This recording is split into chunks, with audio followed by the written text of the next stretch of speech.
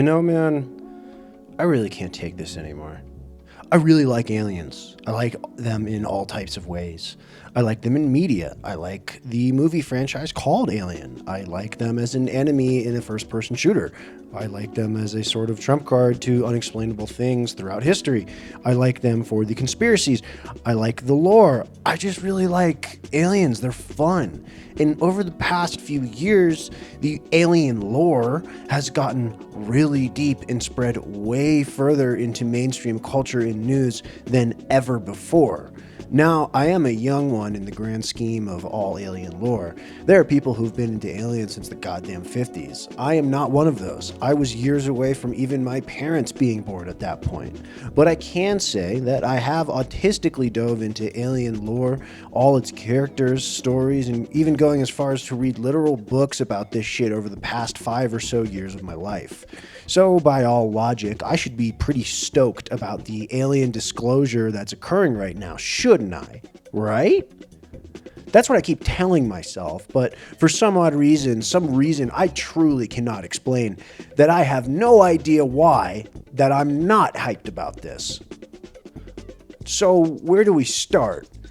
I guess we have to go back a bit here, shouldn't we? For a very long time, UFOs and aliens at large were kind of this Americana folklore thing that seemed to have developed somewhat organically.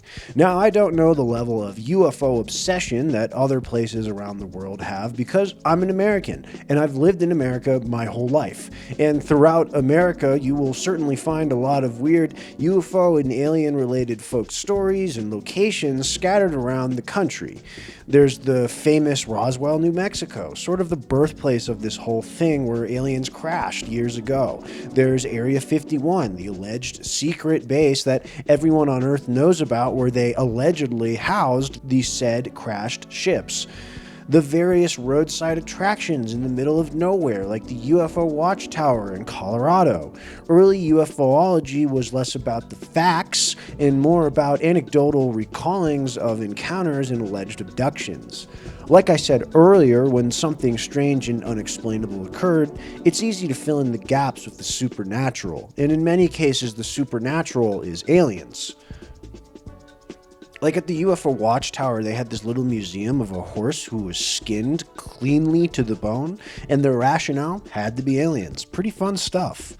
All of this folklore eventually led to Hollywood making some banger alien movies back in the day, like Close Encounters and Fire in the Sky, which were both allegedly based off of true stories, but ultimately were more of a Hollywood adaptation of this new age folklore. But what was different then was that the study of UFOs was still a very kooky thing to be into. And for the most part, the idea of the government communicating or having aliens was nothing more than entertainment, because most of the UFO stories in UFOlogy was essentially coming from amateur historians and amateur astronomers. But eventually the study became more and more widespread and taken a lot more seriously. As time went on, there was more pictures of these unexplainable flying objects, and the anecdotal evidence kept piling up with consistent tropes among each story. Something was definitely occurring, something was definitely up. Along the way, you had a handful of ex-military or ex-government whistleblowers that came forward too, all simply claiming that the government definitely did have these spacecrafts from another world, like Major Tom Kehoe from the 1950s, or Dr. Allen Hynek from the 1970s, and these people certainly legitimized the folklore even more.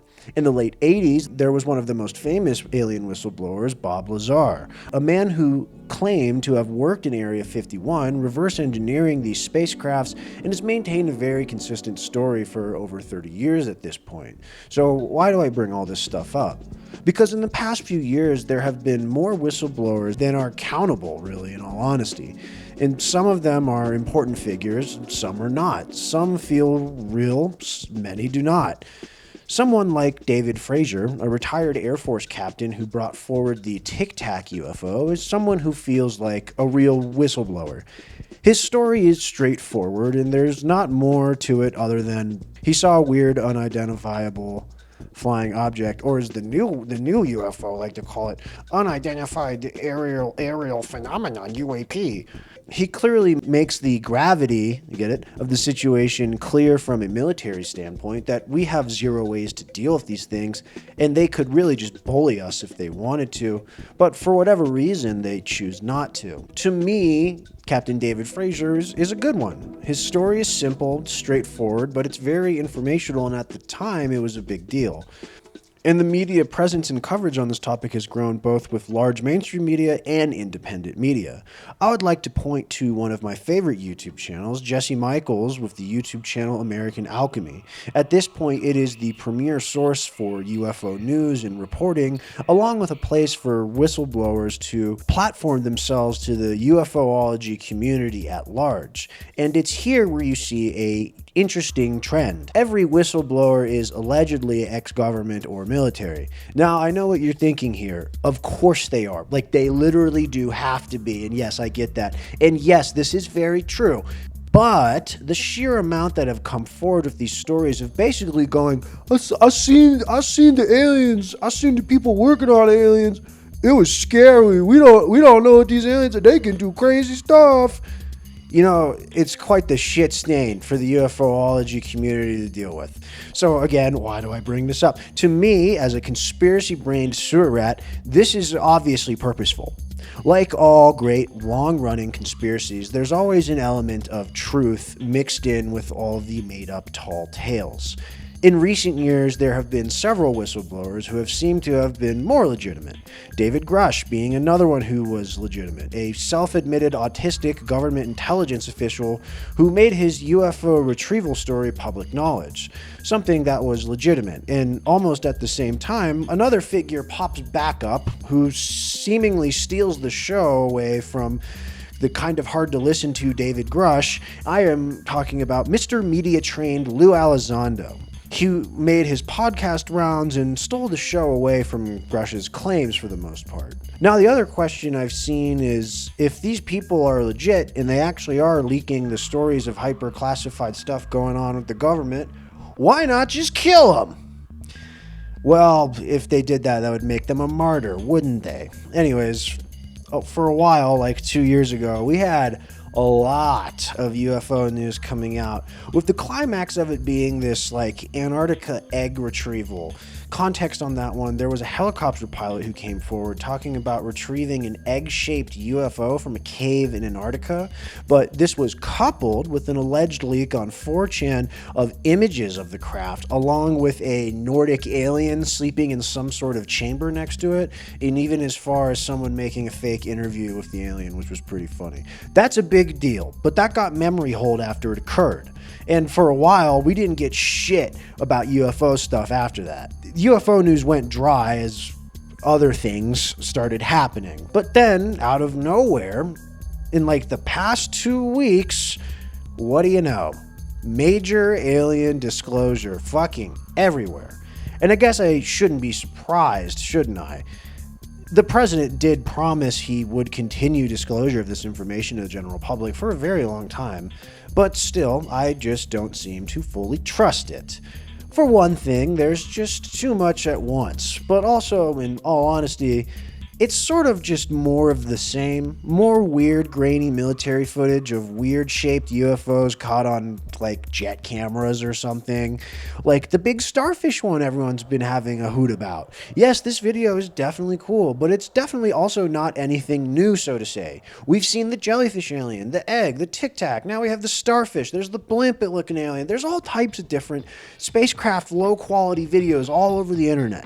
There was also this alleged audio from the moon landing of the astronauts talking about the spaceships that were watching them as they land and weird lights watching them. But guess what? Dementia-ridden Buzz Aldrin's old ass has been telling this about this for fucking years now. It's not anything new. I even heard a UFOologist say the line, "Quantity doesn't equal quality," or even better quote from my brother, "Show me the aliens or fuck off," which sums up this whole disclosure period very, very well. All this weird buildup with the aforementioned Bob Lazar coming back to do a Joe Rogan podcast, even after his PR guy, Jeremy Cornell's last major UFO series pushed a message that was essentially, don't believe anything that's coming in the future. And we can't ignore all the missing and dying scientists, but that might be related to something else entirely. At this point, the information we are getting is not anything that is new or groundbreaking. It's basically rehashing everything that's already been known or established for quite a while now.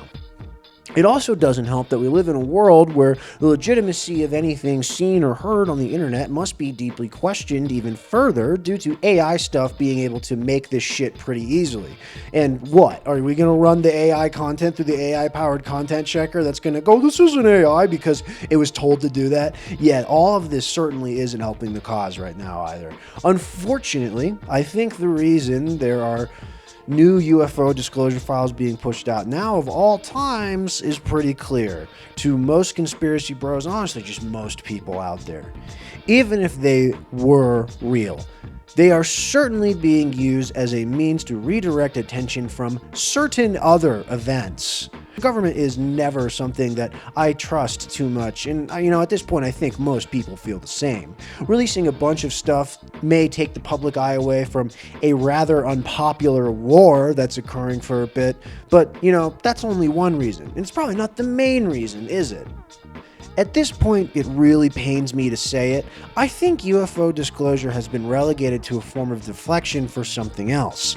Can you guess? Yes, the Epstein files. Those blasted files are really making problems now, aren't they? Obviously, people are not letting go of that story and those files and that man. And even though every release of the extremely redacted files And even though every release of these files is extremely redacted, the basic knowledge of this conspiracy that Epstein is tied to has become accepted public knowledge for the most part.